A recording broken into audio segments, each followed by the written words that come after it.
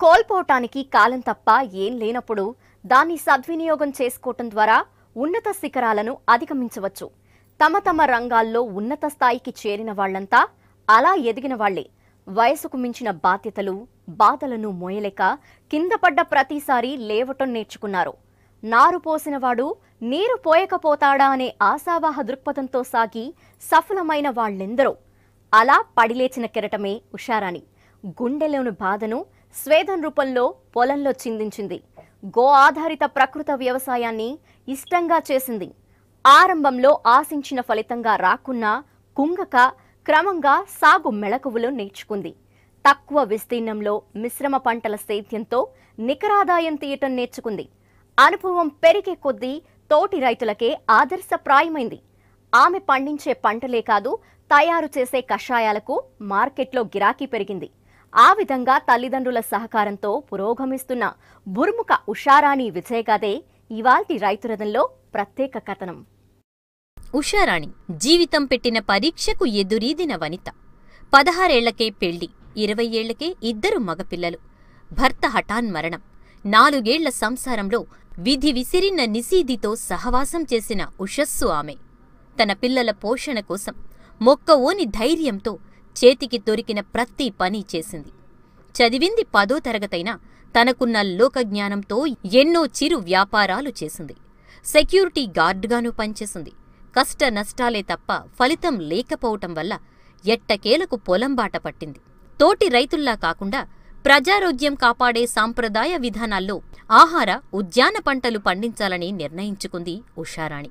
మొత్తంగా గో ఆధారిత ప్రకృతి వ్యవసాయంలో సమగ్ర శిక్షణ పొందింది. దేశవాళీ ఆవుపేడ, మూత్రం సేకరణ, వాటి ప్రయోజనాల గురించి తెలుసుకుంది. బీజామృతం, ఘన జీవామృతం, ద్రవ జీవామృతం, పంచగవ్య, పుల్లటి మజ్జిగ, నీమాస్త్రం, బ్రహ్మాస్త్రం, దశపర్ణిక కషాయాలు తయారు చేయటం నేర్చుకుంది. అలా క్షేత్రస్థాయిలో వాతావరణ పరిస్థితులకు అనుగుణంగా మిశ్రమ పంటలు పండిస్తూ నికరాదాయాన్ని గడిస్తున్నారు ఉషారాణి. రసాయనాలు, పురుగు మందులతో మునగ చెట్లు కొమ్మల్లో పెళుసుతనం ఎక్కువ. మొక్కలు త్వరగా చనిపోయే ప్రమాదముంది. ప్రజారోగ్యాన్ని పణంగా పెట్టాల్సిన పరిస్థితి. భూసారాన్ని దెబ్బతీసే ఇలాంటి సేద్య విధానం వల్ల దీర్ఘకాలంలో నష్టాలు తప్పవనే విషయాన్ని ఉషారాణి ఆదిలోనే గ్రహించారు.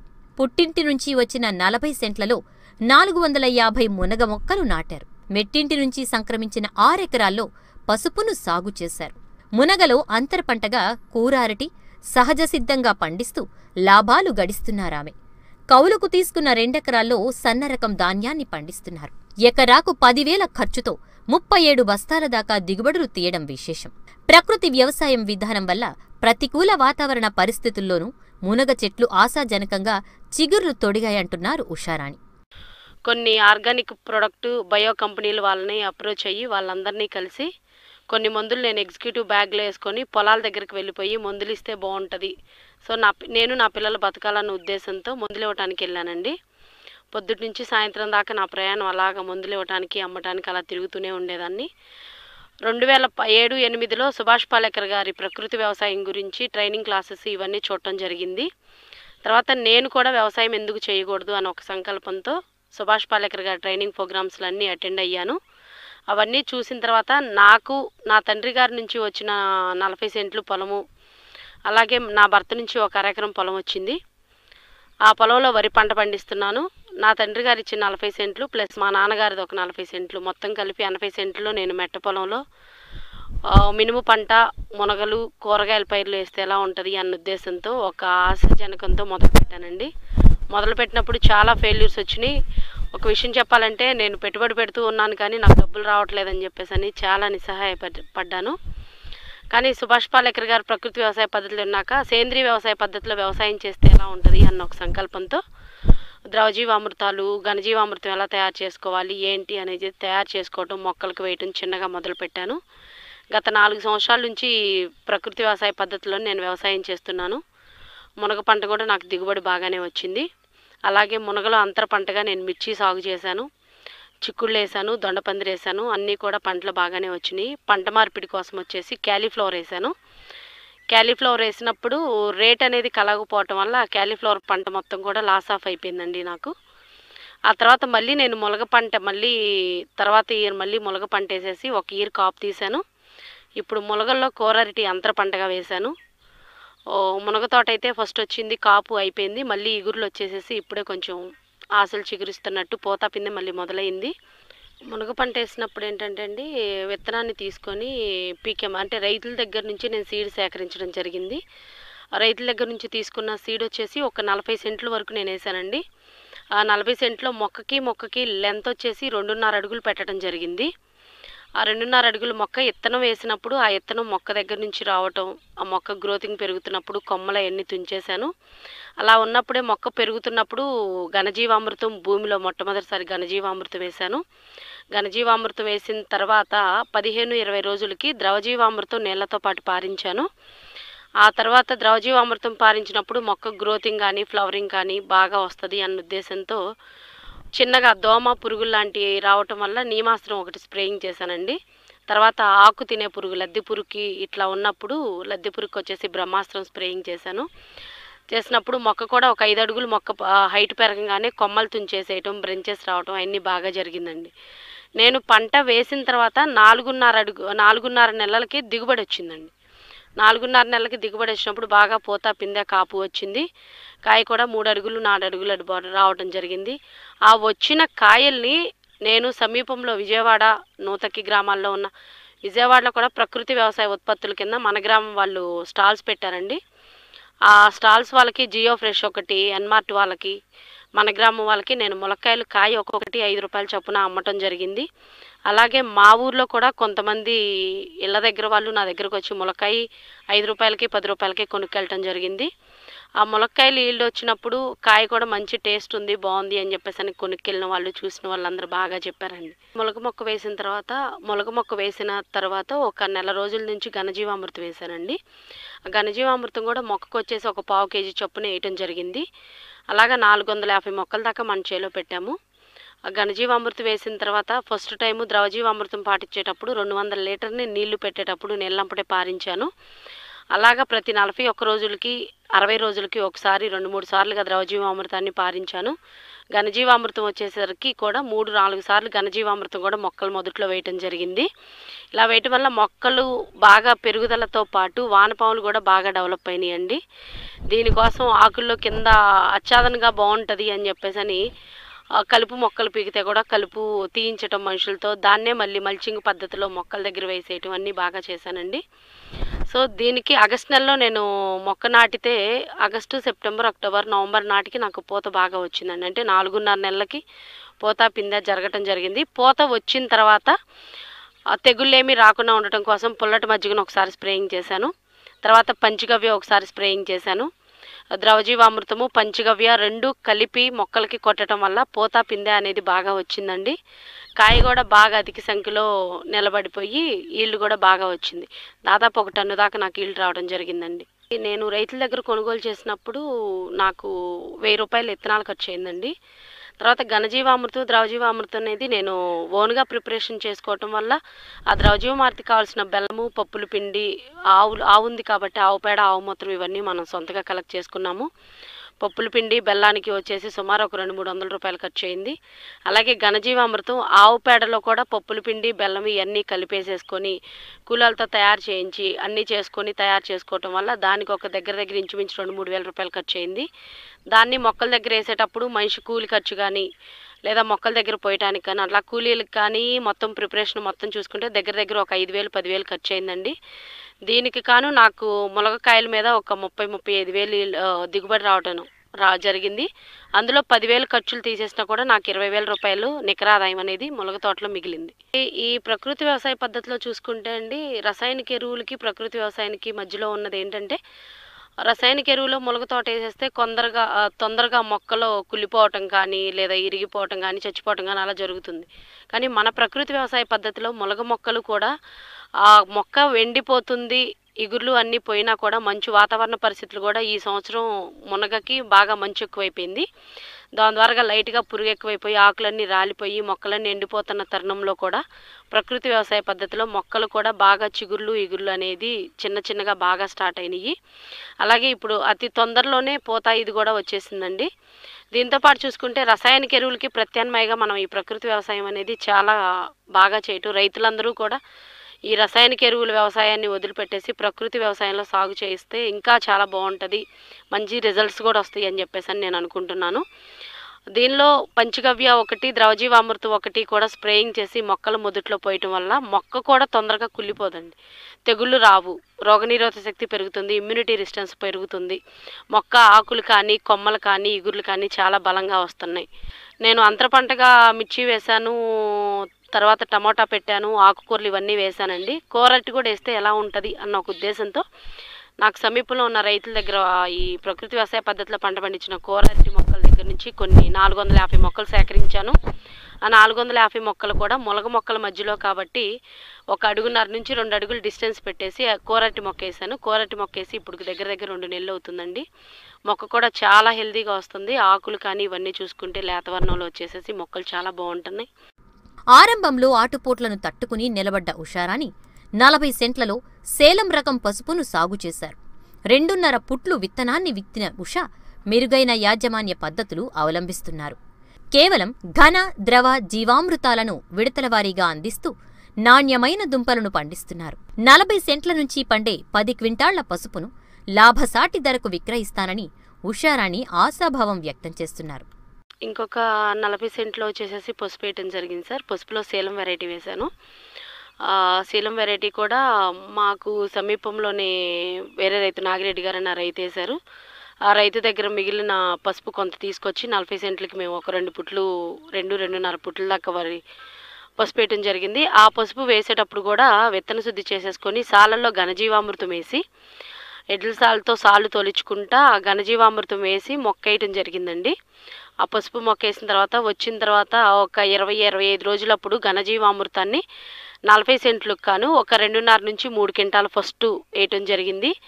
ఆ పసుపు వేసిన తర్వాత నీళ్లు పెట్టేసేసి తర్వాత నీళ్లు పెట్టేటప్పుడు ఒకసారి ద్రవజీవామృతాన్ని పారించాము. ద్రవజీవామృతం పారించిన తర్వాత పసుపు తెగుళ్ళు అలాంటివి రాకుండా ఉండటం కోసం దశపర్ణిక కషాయం స్ప్రే చేశాము. దశపర్ణిక కషాయంలో 10 రకాల ఆకులు ఇవన్నీ కలిపి తయారు చేసుకుంటాం కాబట్టి బూజు తెగులు కానీ బ్యాక్టీరియా తెగులు కానీ ఇలాంటివి రాకుండా ముందుగానే సస్యరక్షణ చర్యలు చేపడితే బాగుంటుంది అనే ఉద్దేశంతో ముందుగానే పసుపుకి దశపర్ణిక కషాయం స్ప్రేయింగ్ చేశాము. అలాగే దోమలు కానీ ఇలాంటి ఏమీ రాకుండా ఉండటం కోసం లింగాకర్షణ బొట్లు పెట్టాము. పురుగుని ఆశించకుండా ఉండటం కోసం పసుపు, తెలుపు, ఎల్లో ప్లేట్స్ ఇలాంటివి పెట్టాము. అలాగే సెకండ్ టైం వచ్చేసేసి 45-60 రోజులప్పుడు మళ్ళీ ద్రవజీవామృతం రెండోసారి ఒకసారి పారించాను. మళ్ళీ ఘనజీవామృతాన్ని వచ్చేసేసి అప్పుడు ఒక 10 బస్తాలు అంటే దగ్గర ఒక 5 క్వింటాలు 6 క్వింటాలు పసుపు వేయటం జరిగిందండి. ఆ పసుపు వేయటం జరిగినప్పుడు మధ్యలో పసుపుకి కూడా పుచ్చు కానీ ఏమన్నా వస్తుందా ఏంటా అని చెప్పేసి అబ్జర్వేషన్ చేస్తే పసుపుకి ఎలాంటి పుచ్చు అనేది రాలేదండి. పుచ్చు రాకుండా ఉంటుంది. పైగా పసుపు పెరుగుదల కోసం అని చెప్పి మేము పంచగవ్య ఒకటి స్ప్రేయింగ్ చేశాను. చేపల ద్రావణం అంటే ఫిష్ అమినో యాసిడ్ చేపలతో తయారు చేసిన ద్రావణం, పంచగవ్య, ద్రవజీవామృతం 3 కలిపి 4 రోజుల నుంచేసి పసుపు తోట మీద స్ప్రేయింగ్ చేశాము. ఆ స్ప్రేయింగ్ చేసినప్పుడు పెరుగుదల కానీ ఇది కానీ అంతా బాగానే ఉందండి. దీనికి కాను పసుపుకి మేము ఘనజీవామృతము, ద్రవజీవామృతం వేసి కూలీల ఖర్చు కానీ ఇది కానీ మొత్తం చూసుకుంటే 40 సెంటుకు కాను దగ్గర ఒక 15-20 వేలు ఖర్చు అయిందండి. ఇప్పుడు పసుపు వచ్చేసి మార్కెట్లో రేటు కొంచెం డౌన్గానే ఉందండి. మినిమం అయితే 5,000-6,000 అట్లా జరుగుతుంది ఇప్పుడు. పసుపు మొక్క వచ్చిన తర్వాత కూడా నేను దాన్ని ఉడకబెట్టి దీనికన్నా కూడా సీడ్ పరంగా అమ్మితే లేదంటే ఇప్పుడు ఆర్గానిక్ పసుపు కింద దాన్ని కన్వర్ట్ చేసేసి పసుపులాగా అమ్మితే బాగుంటుందేమన్న ఒక చిన్న ఆశ ఉంది. సో దాన్ని తీసిన తర్వాత మేము చూస్తే ఆ పసుపు వచ్చిన తర్వాత మినిమం 10 క్వింటాలు కనుక వస్తే 10 క్వింటాలు నికరంగా 5,000 చొప్పున అమ్మేసినా కూడా 50,000 వచ్చినా కూడా దానిలో మా ఖర్చులు ఇవన్నీ పోను ఒక 20-25 వేలు మిగులుతాయి అని చెప్పేసి అనుకుంటున్నాను. కేవలం ఉద్యాన పంటలకే పరిమితం కాకుండా కౌలుకు తీసుకున్న 2 ఎకరాల్లో వరి సాగు చేశారు. సన్నరకం ధాన్యానికి సాధారణంగానే చీడపీడల బెడద ఎక్కువ. వ్యాధి కంటే నివారణ మేలన్న చందంగా మాగాణాన్ని దమ్ము చేసే ముందు నీమాస్త్రం, ఘనజీవామృతాలు చల్లి ముందస్తుగా తెగుళ్ల సమస్యను అధిగమించారు. ఆ తర్వాత దశలవారీగా కషాయాలను పిచికారీ చేస్తూ అవశేషాల్లేని ధాన్యాన్ని పండిస్తున్నారు.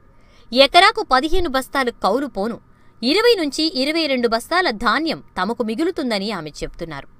వరి వచ్చేసేసి 2 ఎకరాల్లో ప్రకృతి వ్యవసాయం చేయటం జరిగిందండి.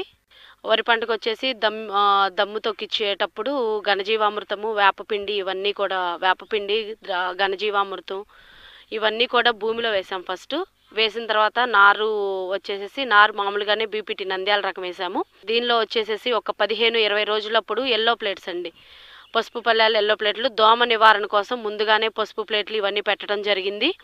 ఇవన్నీ పెట్టిన తర్వాత ఫస్ట్ దోమ ముందుగానే రాకుండా ఉండడం కోసం నీమాస్త్రాన్ని, ఇనుప ముక్కల ద్రావకాన్ని 2 స్ప్రేయింగ్ చేశాను. ఎకరానికి 3 లీటర్ల చొప్పున. అది స్ప్రేయింగ్ చేసిన తర్వాత దోమ అనేది లేదండి. తర్వాత వచ్చేసి 20-25 రోజులప్పుడు ఆకు చుట్టు పురుగు ఒకటి ఆశించింది. ఆకు చుట్టు పురుగు ఆశించినప్పుడు ఆకు చుట్టు పురుగుకి కూడా నీమాస్త్రం పనిచేస్తుంది అని చెప్పేసి నేను నీమాస్త్రము, బ్రహ్మాస్త్రం కొట్టడం జరిగింది. ఇది కొట్టినప్పుడు ఆకు చుట్టు పురుగు ఏదైతే ఉందో ఆకు చుట్టు పురుగు తగ్గిపోయి మొక్క బాగా పెరిగింది. ద్రవజీవామృతాన్ని వచ్చేసేసి పారించానండి. ఫస్ట్ ద్రవజీవామృతం వచ్చేసి 20 రోజులప్పుడు ఒకసారి పారించాను. ద్రవజీవామృతం పారించిన తర్వాత మొక్క పిలకలు రావటం కానీ దుబ్బు కానీ బాగా పెరిగింది. వరి కూడా బాగా హైట్ వచ్చిందండి. తర్వాత వచ్చేసి ఘనజీవామృతాన్ని కూడా ప్రతి ఒక్క 20 రోజులకు ఒకసారి 2 బ్యాగ్స్, అంటే ఒక ఎకరానికి వచ్చేసి ఒక 100 కేజీల చొప్పున మొక్క దగ్గర మేము చిమ్మటం జరిగింది పొలంలో. ఆ చిమ్మినప్పుడు ఏంటి 40 రోజులకు ఒకసారి, 60 రోజులకు ఒకసారి.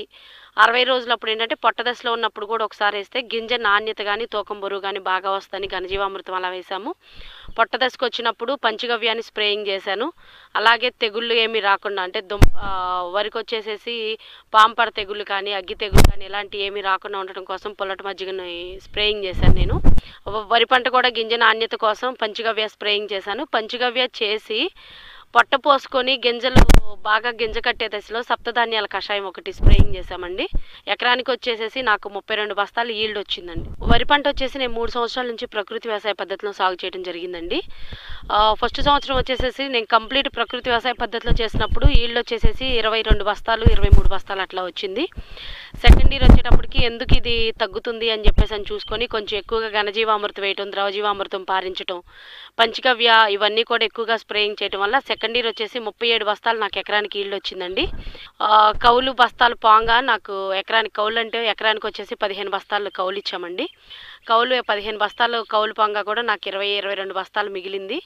ఆ మిగిలినప్పుడు వడ్లు కూడా నేను ఒక్కొక్క బస్తాను 2200 చొప్పున 2200 చొప్పున నేను అమ్మటం జరిగిందండి. సో నా దగ్గర ముందు పంట రావగానే, పంట వచ్చే ముందే చాలామంది రైతులు, కొంతమంది నా దగ్గర ఈ ప్రకృతి వ్యవసాయ పద్ధతిలో ఉపయోగించుకునే రైతులు కానీ మార్కెట్లో నాకు కొంతమంది కమ్యూనికేషన్స్ ఉంది. వాళ్ళందరూ కూడా ప్రకృతి వ్యవసాయ పద్ధతిలో పంటలు పండిస్తున్నాను, ఆర్గానిక్ వడ్లు తినాలి అన్న ఉద్దేశంతో నా దగ్గర పంట రాకముందే నాకు అడ్వాన్స్ ఇచ్చేసి వడ్లు కూడా దగ్గరుండి తీసుకెళ్ళిన రైతులు ఉన్నారండి. అలాగే ఈ పంటని లాస్ట్ ఇయర్ చూసుకుంటే కూడా నేను 2200కి లాస్ట్ ఇయర్ కూడా నేను ఒక 15 బస్తాలు అట్లా అమ్మాను. ఈ సంవత్సరం వచ్చేసేసి ఒక 30 బస్తాలు ఈల్డ్ వచ్చింది. ఆ బస్తాలను ఇంకా అమ్మలేదండి. నేను బస్తా వచ్చేసి 2000 చొప్పున అమ్ముదామని చెప్పేసి ఇంకా రేట్ వస్తుంది కదా, ఇప్పుడు నాకు అంత అవసరం లేదని దాన్ని స్టోర్ చేసి పెట్టడం జరిగిందండి. గో ఆధారిత ప్రకృతి వ్యవసాయాన్ని పెద్ద ఎత్తున ప్రోత్సహిస్తున్న రాష్ట్ర వ్యవసాయ శాఖ శ్రమే పెట్టుబడిగా సాగే ఉషారాణి సాగు శైలిని చూసి అభినందించింది. మహిళా సాధికారతలో భాగంగా నాన్ పెస్టిసైడ్ మేనేజ్మెంట్ దుకాణాన్ని కేటాయించింది. ఘన, ద్రవ జీవామృతాలు, పంచగవ్య, నీమాస్త్రం, బ్రహ్మాస్త్రం, దశపర్ణికా కషాయాల తయారీ కోసం 40,000 రూపాయల నగదు ప్రోత్సహించటం విశేషం. ప్రకృతి వ్యవసాయం చేస్తూనే రైతులకి నేను కూడా అందుబాటులో ఎందుకు ఇవ్వకూడదని చెప్పేసి మా నాన్నగారిది ఒక 5 సెంట్ల స్థలం ఉందండి. 5 సెంట్ల స్థలంలో నేను ఒక చిన్న పాక వేసుకొని ఆవు పేడతోనూ అలాగే ద్రవజీవామృతి అన్నీ తయారు చేసుకోవటం, అవన్నీ ఓన్గా చేయటం వల్ల నా వ్యవసాయాన్ని ఏదన్నా చూసిన మా మంగళగిరి మండలం అగ్రికల్చర్ ఆఫీసర్లు ఏఓ గారు కానీ ఏడీఏ గారు, ఏఓ గారు, ఏఈఓ వీళ్ళందరూ వచ్చేసేసి వ్యవసాయం బాగా చేస్తున్నాను, అలాగే ఈ కషాయాలు ఇవన్నీ తయారు చేయడం దగ్గరుండి చూసేసి సో రైతులందరికీ కూడా అందుబాటులో ఉండేలాగా నన్ను ప్రోత్సహించాలన్న ఉద్దేశంతో ఎన్పిఎం షాప్ ఒక అలౌ చేయడం జరిగిందండి. ఈ ఎన్పిఎం షాప్ పెట్టేటప్పటికి మా ఊర్లో సిఆర్పీలు వచ్చారు. సిఆర్పీల తర్వాత ఈ ప్రకృతి వ్యవసాయం దాని కింద ఉషారాణి మేడం వచ్చారు. ఆ ఉషారాణి మేడం గారు కూడా వచ్చి చూసుకొని ఒక ఆడపిల్ల ఎలా కష్టపడుతుంది అన్న ఉద్దేశంతో ఎన్పిఎం షాప్ అలౌ చేశారు. ఎన్పిఎం షాప్ కింద కూడా సబ్సిడీ కింద నాకు 40,000 ఇవ్వటం జరిగిందండి. మిగతా అమౌంట్ కూడా 1,50,000-2 లక్షలు అయితే నేను ఓన్గా సొంత డబ్బులతో పెట్టుకున్నాను. గవర్నమెంట్ నుంచి నాకు ఒక 40,000 సబ్సిడీ వచ్చింది.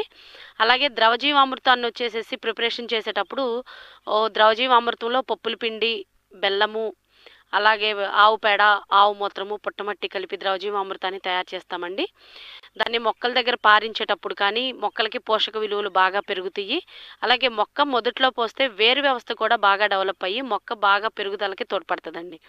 అలాగే ఘనజీవామృతం వచ్చేసేసి ఆవు పేడని మనం నీడలో ఆరపెట్టేసేసుకొని చేయటం వల్ల ఆవు పేడలో కొన్ని కోట్లాది సూక్ష్మజీవి కణాలు ఉండటం వల్ల గాల్లో ఉన్న నత్రజని, భూమిలో ఉన్న భాస్వరాన్ని సూర్యరశ్మి ద్వారా మొక్క గ్రహించేసి మొక్క నేలలో ఉన్న భూసారాన్ని పెంచేసి సౌడు నేలను తగ్గించేసేసి మొక్క పోషక విలువల్ని బాగా కలిగి ఉంటుంది. నేల మొత్తం కూడా సారవంతమైపోయి వానపాములు అధిక సంఖ్యలో పుడతాయండి.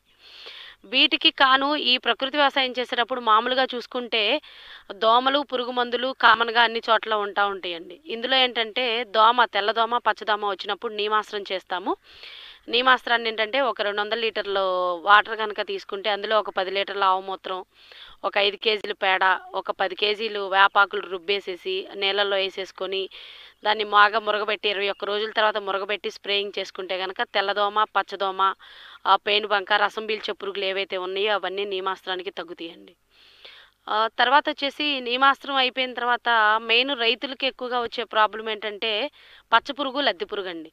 ఆ పచ్చపురుగు, లద్దె పురుగు ఏంటంటే ఆకుల్ని అవన్నీ తినేస్తూ ఉంటాయి. కాబట్టి వీటికి కాను మన ప్రకృతి వ్యవసాయ పద్ధతిలో బ్రహ్మాస్త్రం ఉందండి. ఆ బ్రహ్మాస్త్రం వచ్చేసి ఒక 5 రకాల ఆకులతో తయారు చేస్తాం మనం.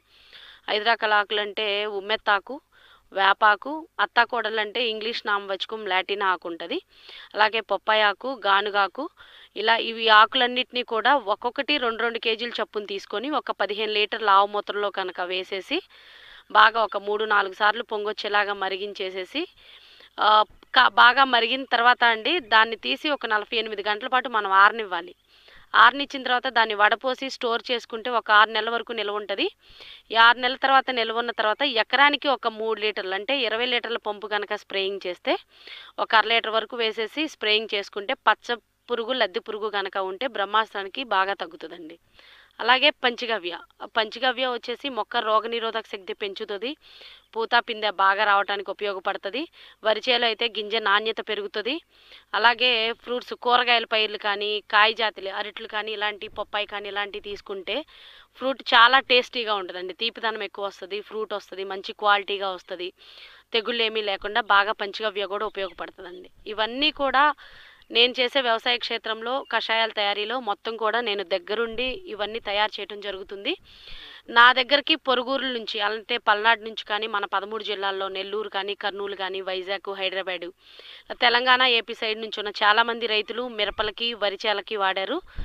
నా దగ్గర తీసుకెళ్లిన రైతులందరూ కూడా బాగా ఉపయోగపడుతుంది, మంచిగా రిజల్ట్ వచ్చినాయని ఈ సంవత్సరం కూడా నాకు వ్యాపార పరంగా చూసుకుంటే ఆర్డర్లు కూడా ముందుగానే వచ్చేసి నాకు అడ్వాన్స్లు ఇచ్చేసి వెళ్తున్నారండి.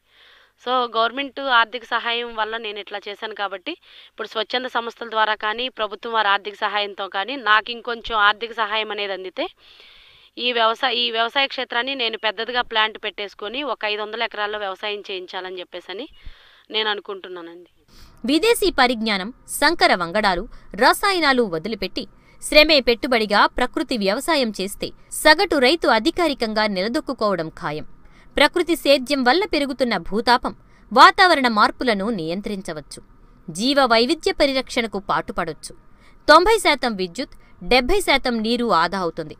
ప్రతి చిన్న సన్నకారు ఉషారాణిలా ప్రకృతి వ్యవసాయ విధానాలను ఆచరించడం ద్వారా వ్యవసాయం పండుగలా మారడం ఖాయం. అన్నదాతకు అందలం, అన్నపూర్ణకు అభిషేకం. మీ ఏపీ 24/7 రైతు రథంలో మరిన్ని విజయగాథలతో మళ్లీ కలుద్దాం. నమస్కారం. వ్యవసాయ అనుబంధ రంగాల్లో సమస్యలతో రణానికి పరిష్కారాల సమాహారం రైతు రథాన్ని సంప్రదించాల్సిన మా చిరునామా